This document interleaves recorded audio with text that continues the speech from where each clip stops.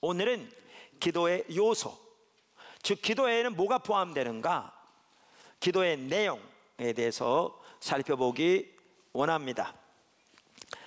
자, 기도의 요소들, 이와 관련해서 오늘날 그러니까 초대교회의 기도 관습들이 현대 성도들에게도 많은 영향을 끼치고 있는데, 오늘날도 많은 성도들이 초대교회 교부 중에 하나였던 한 사람이었던 오리겐에 의해서 처음으로 주창됐던 그 X 모델을 사용하고 있습니다.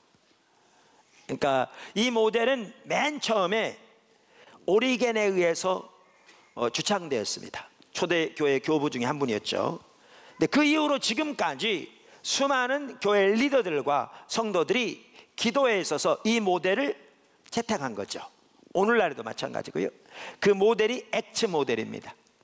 그러니까 액츠란 말은 영어로 ACTS. 근데 그 각 네 가지 요소의 첫 글자를 딴 겁니다, 영어로. 그러니까 A는 adoration, 찬사를 말하는 거고요. C는 confession, 죄의 고백을 말하는 거고요.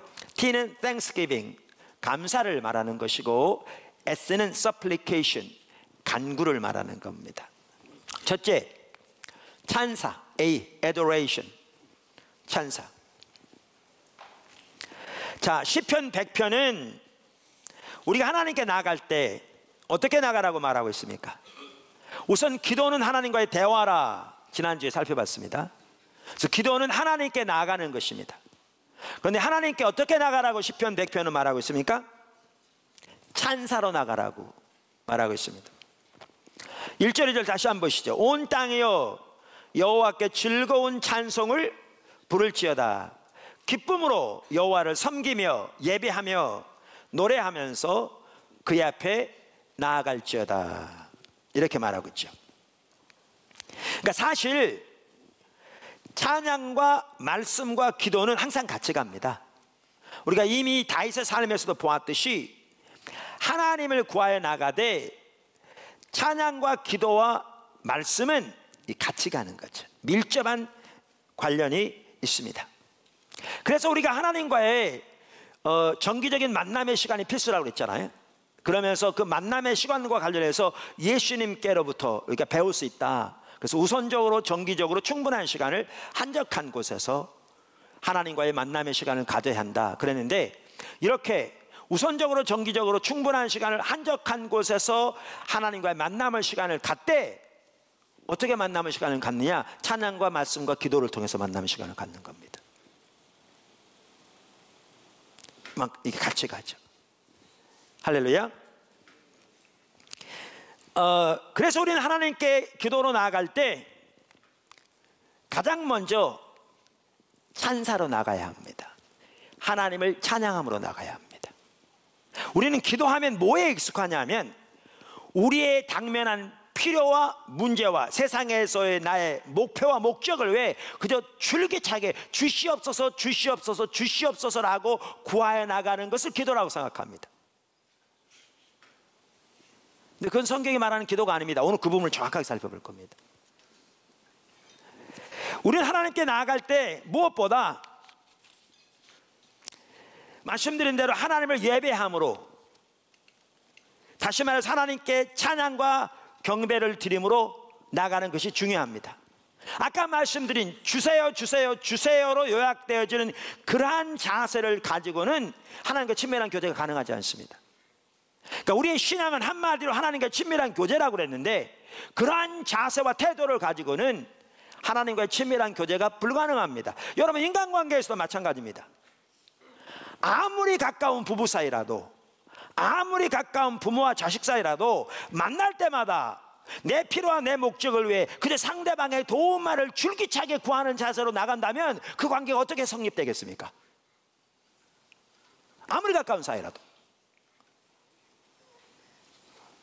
올바로 될 수가 없죠. 그래서 그러한 자세와 그러한 이해의 기도 생활을 통해서는 하나님과 친밀한 교제가 가능하지 않습니다. 할렐루야. 자, 두 번째, C가 뭐라고 그랬죠? confession, 그러니까 죄의 고백, 죄의 고백, 그러니까 회개죠.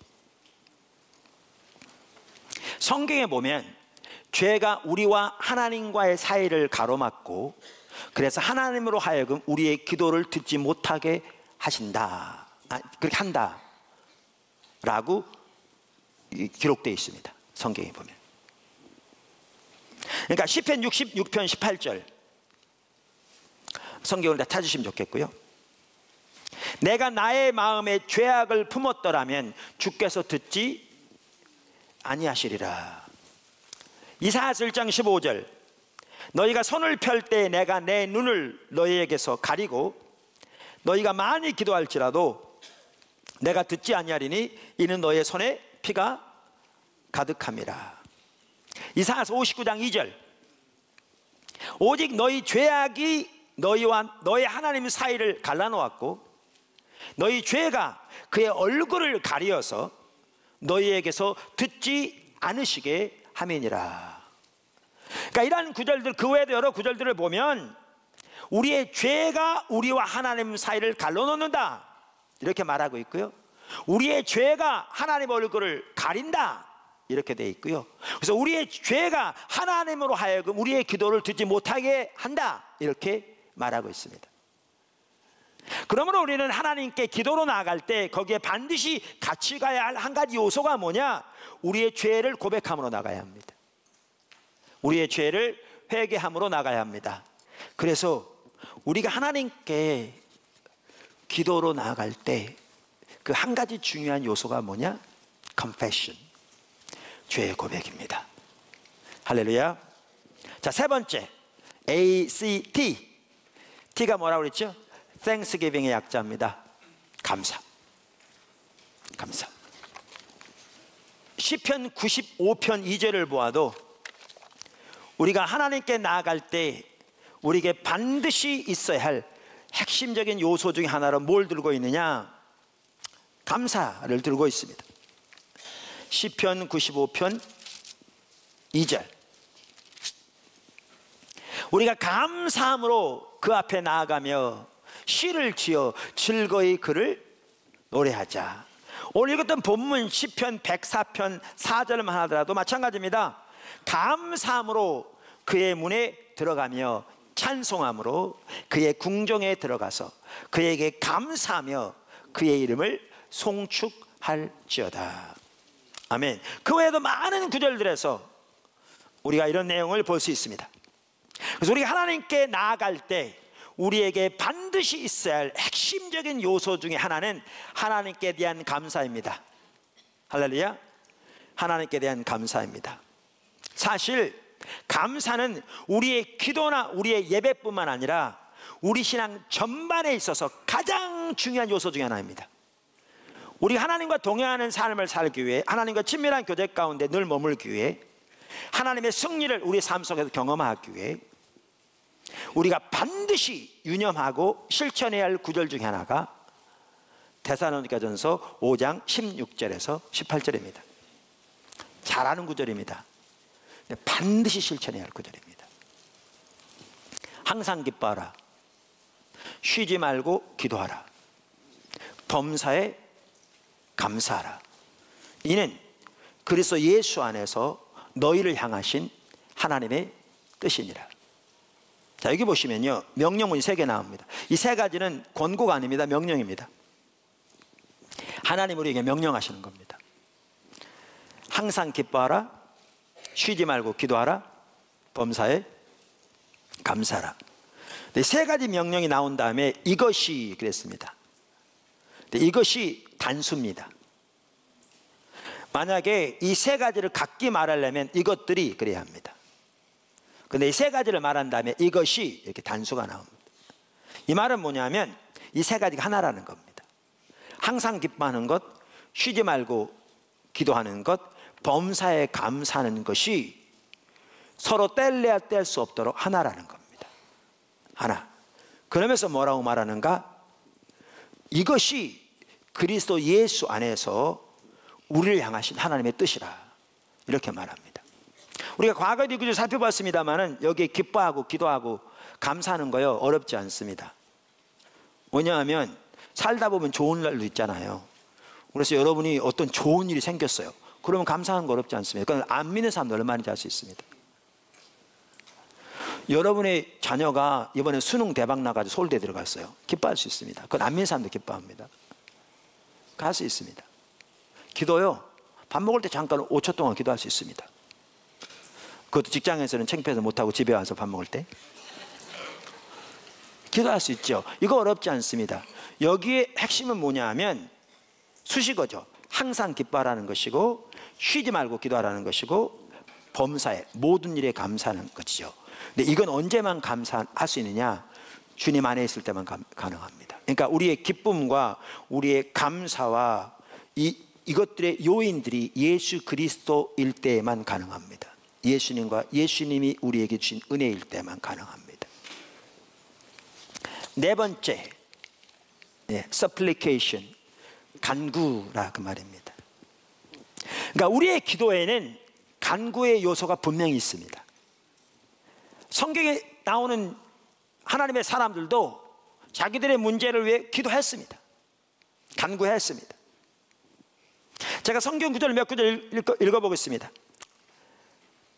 시편 5편 1절에서 3절. 여호와여 나의 말에 귀를 기울이사 나의 심정을 헤아려 주소서. 나의 왕 나의 하나님이여 내가 부르짖는 소리를 들으소서. 내가 주께 기도하나이다. 여호와여 아침에 주께서 나의 소리를 들으시리니 아침에 내가 주께 기도하고 바라리이다. 예레미야 29장 12절 13절. 너희가 내게 부르짖으며 내게 와서 기도하면 내가 너희들의 기도를 들을 것이요 너희가 온 마음으로 나를 구하면 나를 찾을 것이요 나를 만나리라. 히브리서 4장 16절. 그러므로 우리는 긍휼하심을 받고 때를 따라 돕는 은혜를 얻기 위하여 은혜의 보좌 앞에 담대히 나아갈 것이니라. 아멘.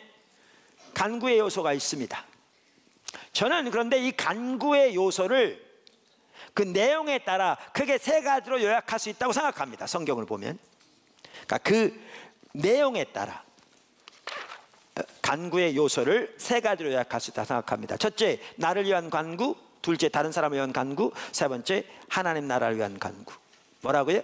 나를 위한 간구. 두 번째, 다른 사람을 위한 간구. 세 번째, 하나님 나라를 위한 간구. 성경에 보면 이 부분을 다 볼 수 있습니다. 이렇게 요약할 수 있습니다. 자, 그러면 이제 첫 번째, 나를 위한 간구. 그러니까 자신의 필요와 자신의 문제를 위해 간구하는 것이 죄이거나 윤리적으로 부적절한 것이 아닙니다. 아멘.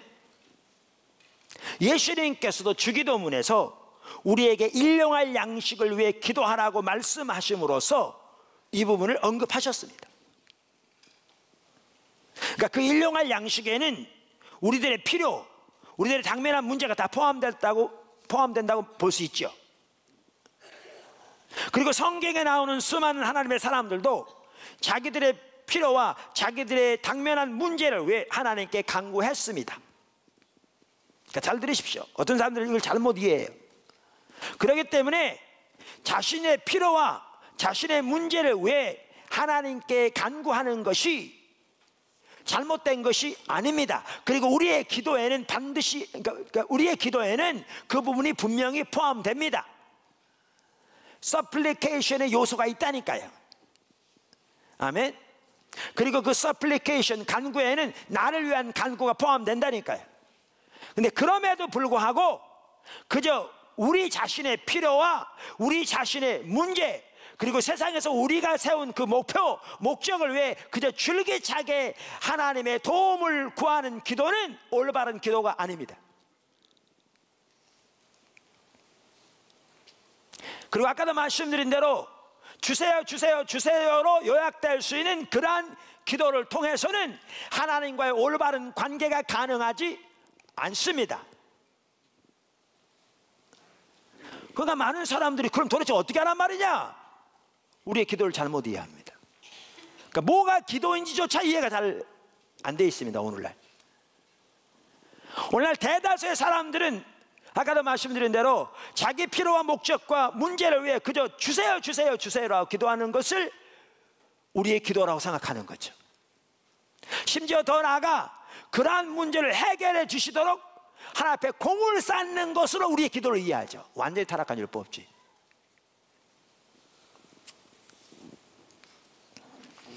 자, 그럼 도대체 어떻게 하라는 얘기냐?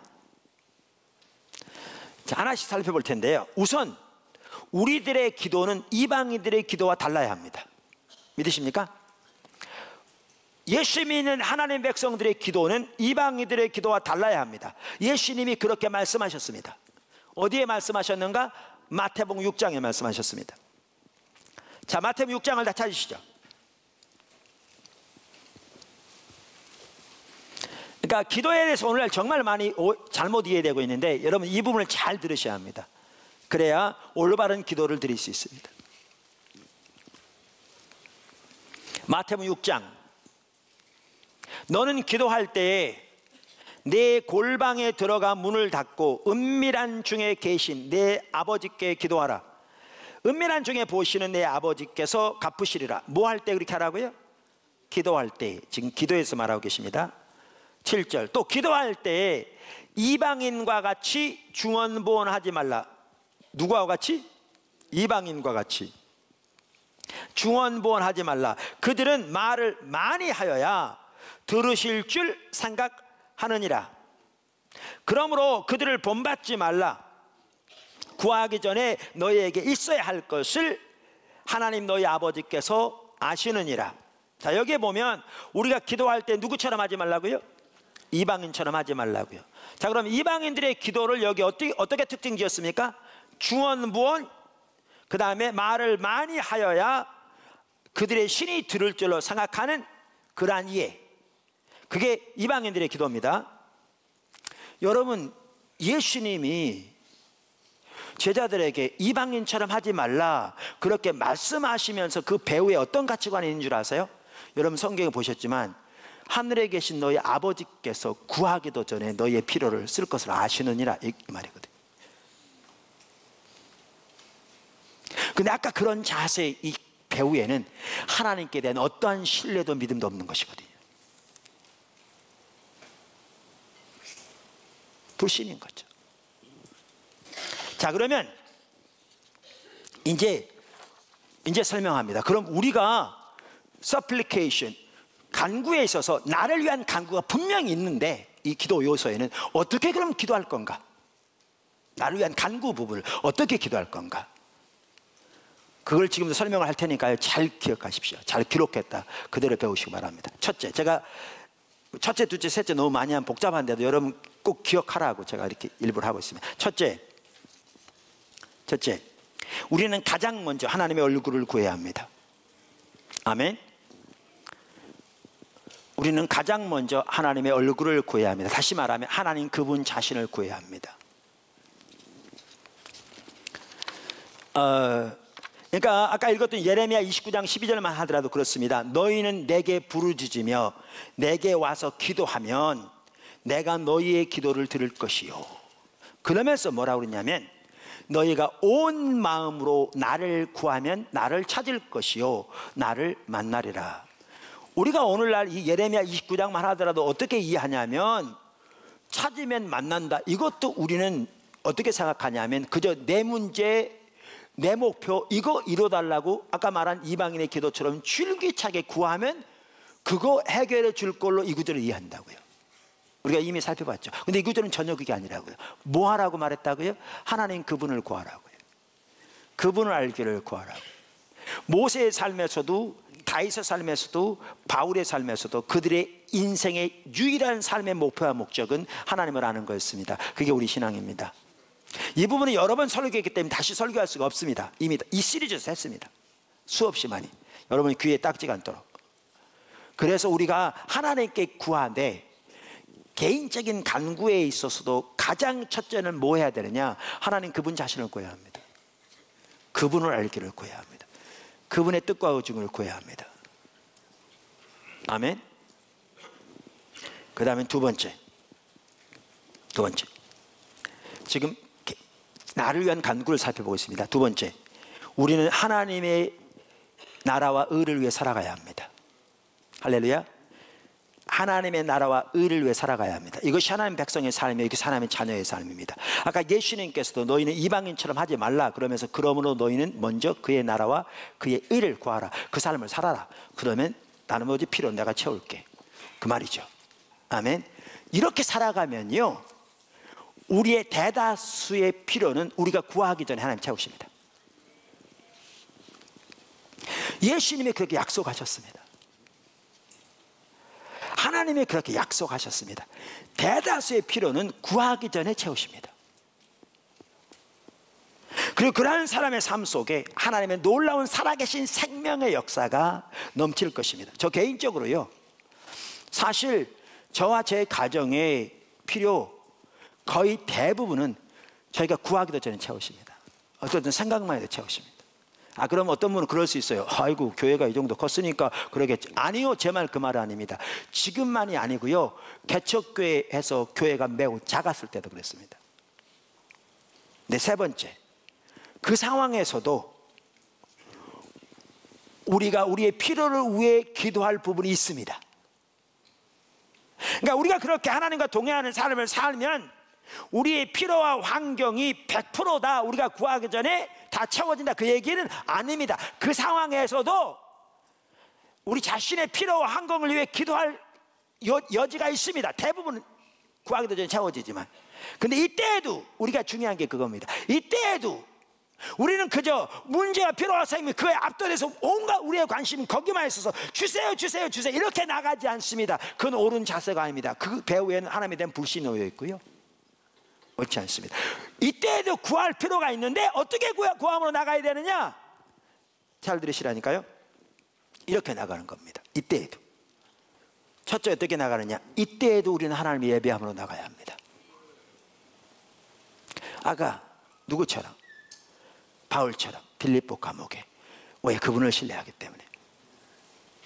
그분의 주권적인 통치와 합력하여 선을 이루시는 그분의 신실하신 사랑과 십자가에서 확증된 우리를 향한 그분의 사랑, 그분의 전지하심, 신뢰하기에 우리가 다 이해할 수 없을 때에도 예배함으로 나가야 합니다. 이 자세가 너무너무 중요합니다. 이래야 올바로 됩니다. 예배함으로 나갑니다.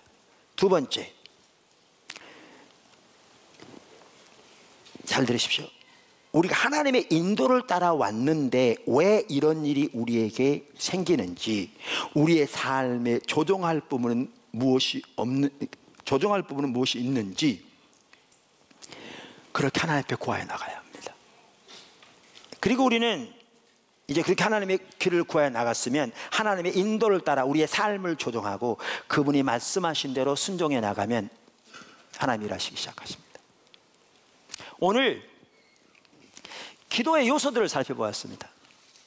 여러분, 이렇게 하나님을 신뢰하는 가운데 기도를 통해 하나님과의 친밀한 교제 가운데 나아가며 하나님 그분 자신을 구하고 그분의 뜻을 발견하여 동참하는 삶을 사는 가운데 여러분이 그렇게 주와 동행하면서 당면한 개인적으로건 단체적으로건 이런저런 환경과 문제가 있을 때 그렇게 주 앞에 나아가 그렇게 주님의 뜻을 구하고 그렇게 주님을 구하여 또한 주님의 인도를 따라 그렇게 순종하고 나가면 정말 주님과 동행하는 정말 복된, 정말 놀라운 기도 응답과 하나님의 은혜를 삶에서 경험하는 축복이 있을 줄로 믿습니다. 그 삶을 여러분 모두가 살게 되기를 주님의 이름으로 축원합니다.